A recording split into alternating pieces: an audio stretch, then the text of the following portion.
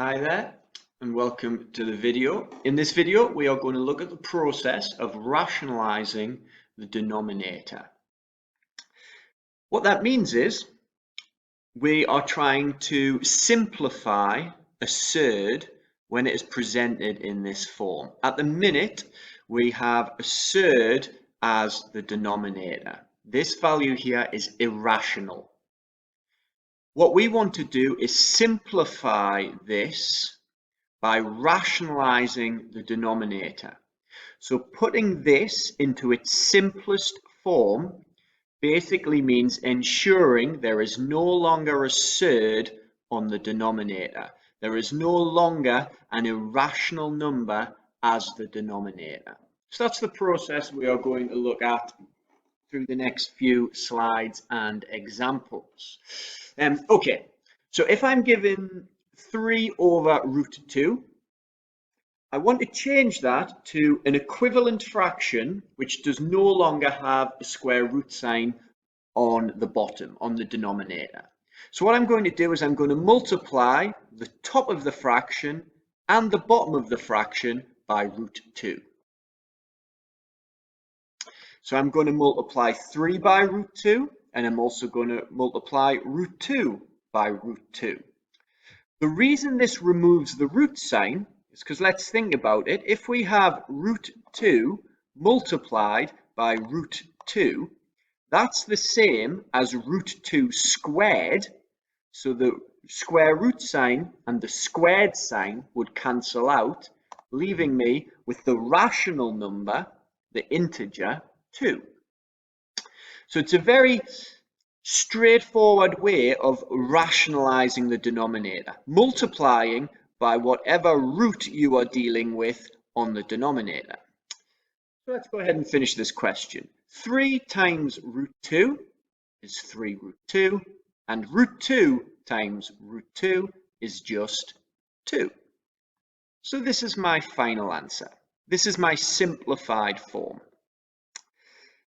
Sometimes it's a bit difficult to understand why this is a simplified form, because if we look at this answer, it does look a bit more complicated than our original question.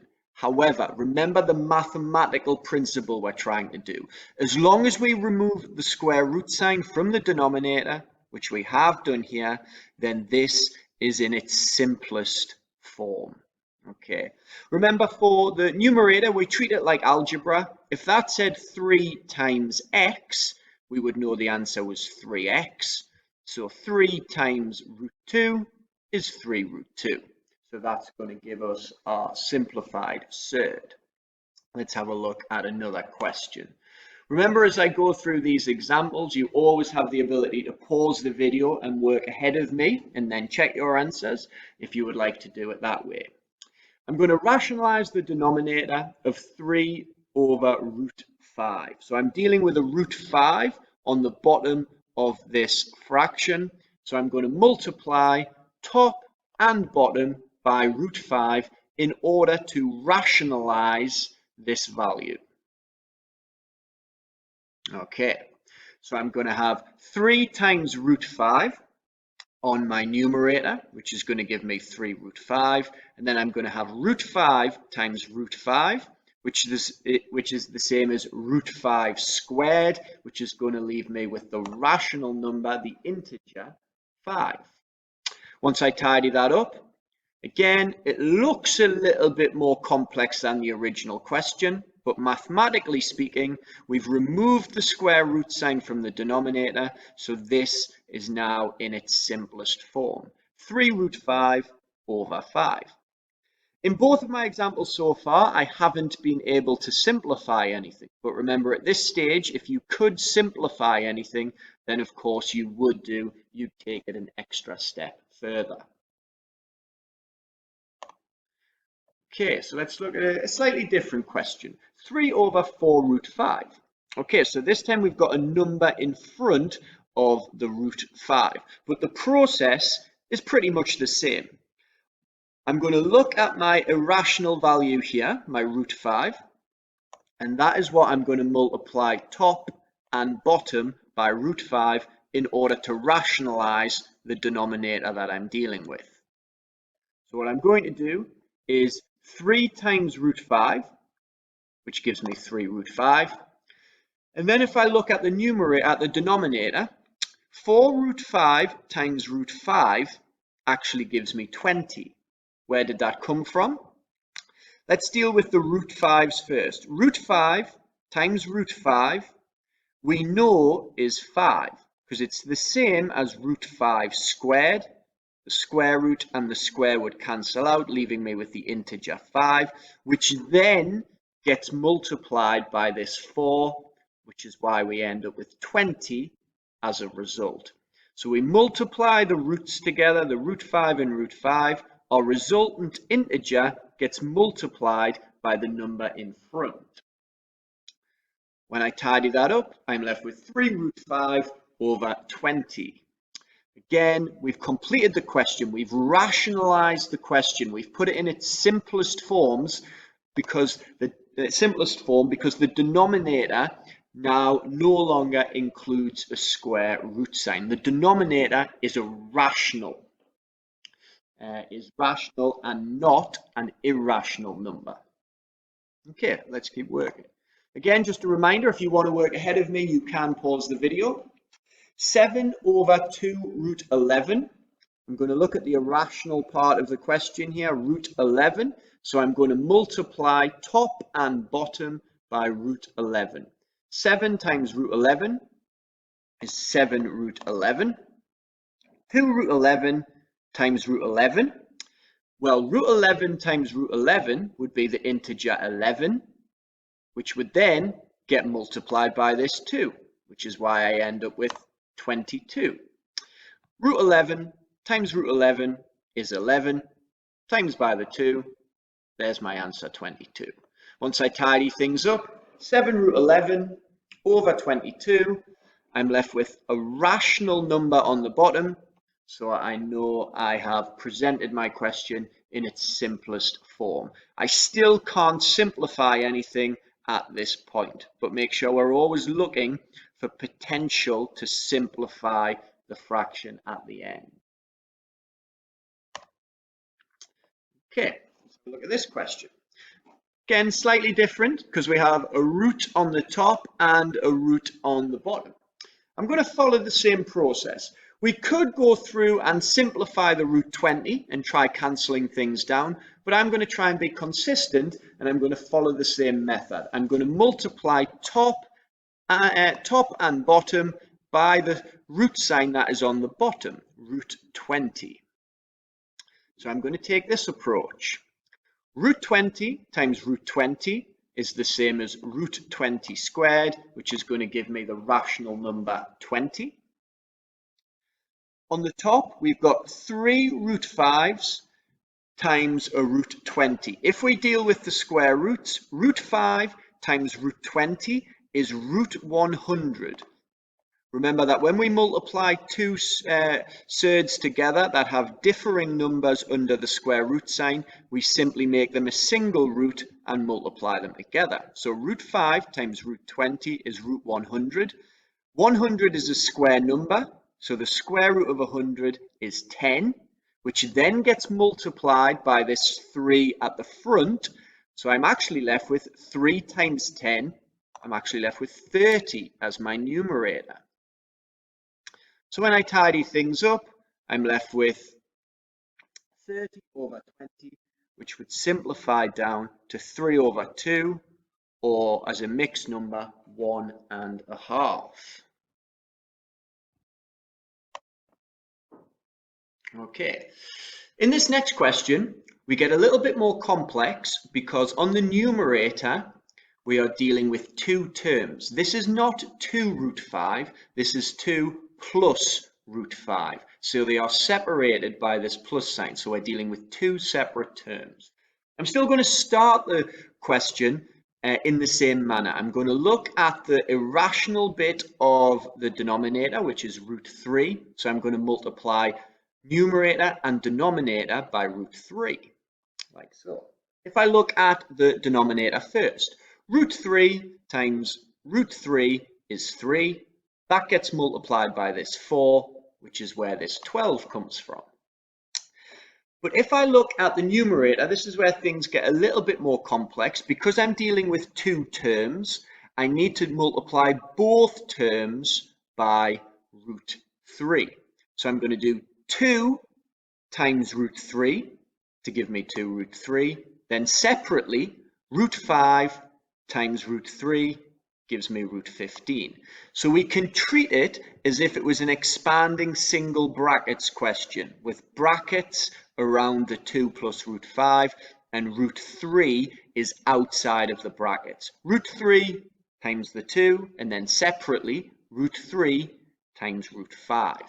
When I put all that together, my answer looks like this. So again, the numerator looking very complicated, looking quite complex, but I've still answered the question. I've still rationalized the denominator. I've still presented this in its simplest form because I'm now dealing with a rational denominator.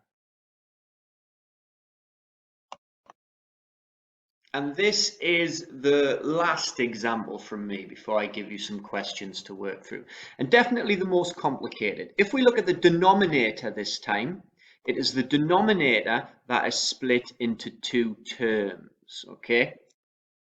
So if we're looking to rationalize the denominator, we can't just multiply by root 3. If we did that, we'd be left with 2 root 3 plus 3. So we wouldn't have removed root sign from the denominator. So we need to think about it in a different way.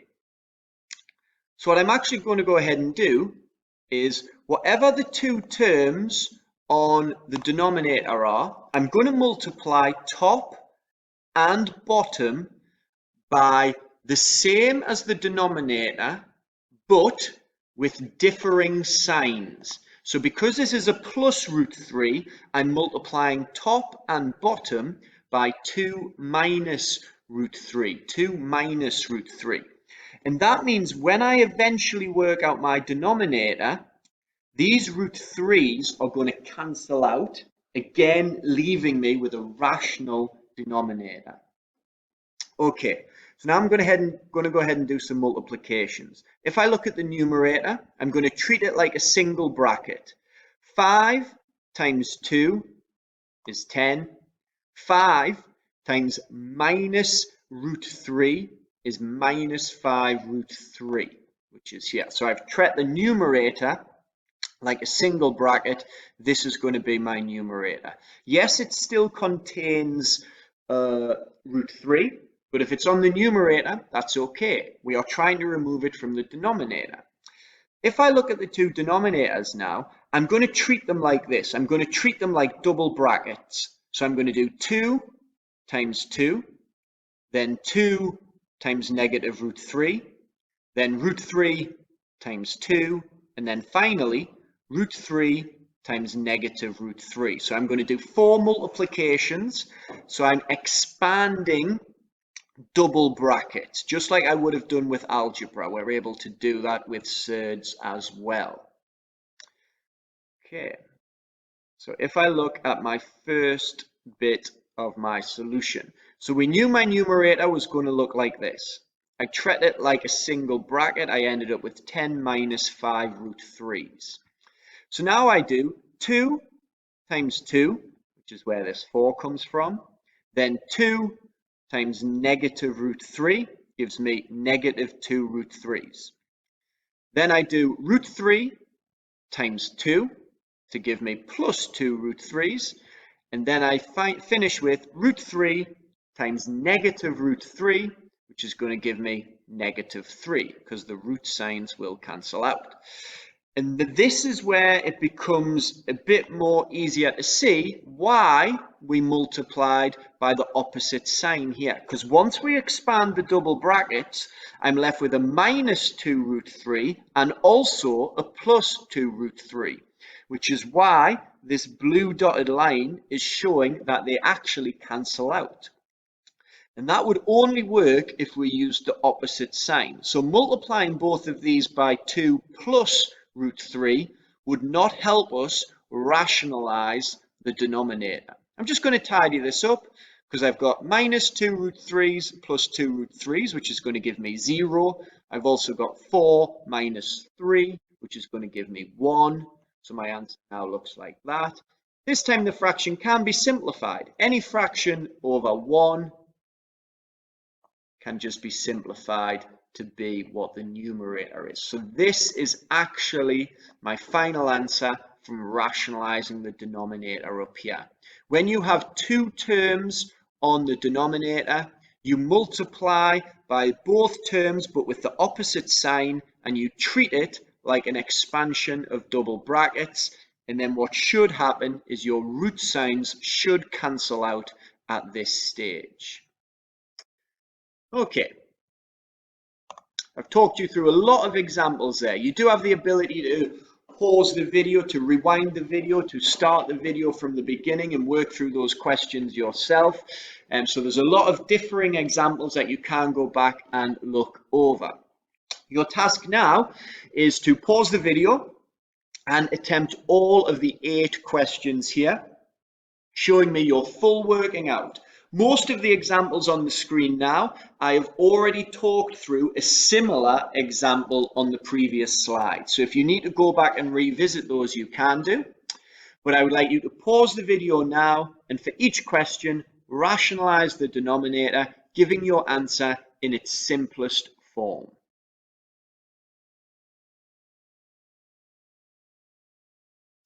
Okay, welcome back. I'm just going to show you my solutions. My solutions look like that. So I've tried to show you as much working out as possible. You can see the red pen has been used to show you the method and how you would get to your final answer. And if it's possible to simplify the fraction in the last step, I have went ahead and simplified. You can see here, for example, 5 root 5 over 5. We've got a 5 on the numerator and a 5 on the denominator, so we could cancel down just to be root 5. You can see for this one here, I have separated things out. So I've put 6 root 7 over 7, and then I've put 35 over 7, which is where this 5 ends up. So I separated both my terms, put them over the denominator 7, so I could go ahead and simplify down here. This would be a good answer, acceptable. You probably get full marks at this stage, but this would be a very good answer. Okay, you can see my working out there. Again, you have the ability to pause the video if you need to spend a little bit longer on this slide checking your answers. Okay, we're going to have a look now at some exam questions. So how it's going to work, I'm going to put one exam question on the screen. You're going to pause the video. You're going to have a go at answering the question, and then I'll show you my working out and where the 3 marks for each question would have been allocated. Okay, would you pause the video now and have a go at this exam question?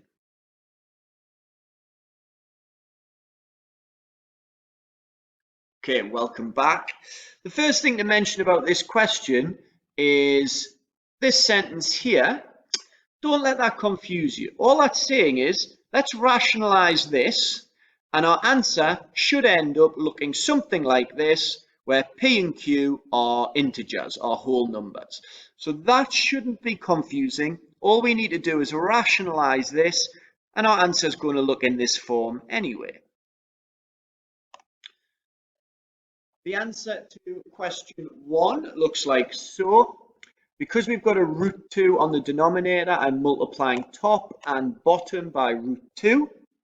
Root 18 times root 2 is root 36. 10 times root 2 is 10 root 2's. Of course, root 36 is a square number, so we can simplify that down to a 6. And then, because the 6 and the 10 are divisible by 2, everything at this point can be divided by 2, leaving me with a 3 and a 5 as my integers. you can see where I've allocated, or where the exam mark scheme has allocated the method marks and your final answer mark. So leaving it like this would just give you 2 out of 3. You do need to simplify it into the form that the question wanted to get your final mark. Okay, second exam question for you to have a go at. And I've picked this question 2 on purpose because although the question is not exactly the same as question 1, it certainly has some resemblance of the question we just attempted on the previous slides. So let's see if that is a slight hint as you work through this question. Could you pause the video at this point and have a go at rationalizing the denominator here? Okay, welcome back. So let's have a little look at my solution. Your working out should look a little bit like this. I've shown where the examiner would allocate your method marks and answer marks. Because we're dealing with a root 2 on the denominator, we multiply by root 2 and we multiply by root 2. 10 times root 2 is 10 root 2's. 3 root 2 times root 2 would give us 6, because root 2 times root 2 is 2. Multiply that by the 3, which is where the 6 comes from. At this stage, I could have wrote it as a single fraction over the denominator 2, but I've just separated out the terms there so you can see what's happening on the next line, where I go ahead and do the division to leave me with 5 root 2's plus 3. This is the same answer as we had for question 1. And the reason is it's a very, very similar question. This bit here, if we look back at question 1, this bit here is the same as root 18. Because if we were to simplify root 18, we would break it down into root 9 multiplied by root 2. And of course, 9 is a square number, which would take us down to the 3. So this 3 root 2 is the same as root 18, just presented in a simpler way. But it's good to practice the question because we've practiced the method, we've approached the question in a slightly different way, we've ended up with the same answer, and that is because this value here being equal to root 18 from question 1. Very well done if we've answered that correct. Third exam question to have a go at. So this time I've included a little bit of algebra, root C, rather than the numbers under the root sign that we've been dealing with so far. Could you pause the video at this point and show me your full working out? How would you rationalize the denominator in this question?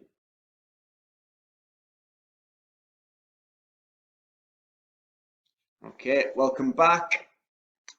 We're dealing with a root C on the denominator, so this is our irrational part. So we're going to start by multiplying top and bottom by root C.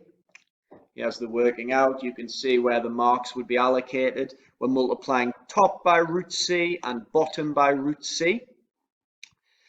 3C times root C is 3C root C.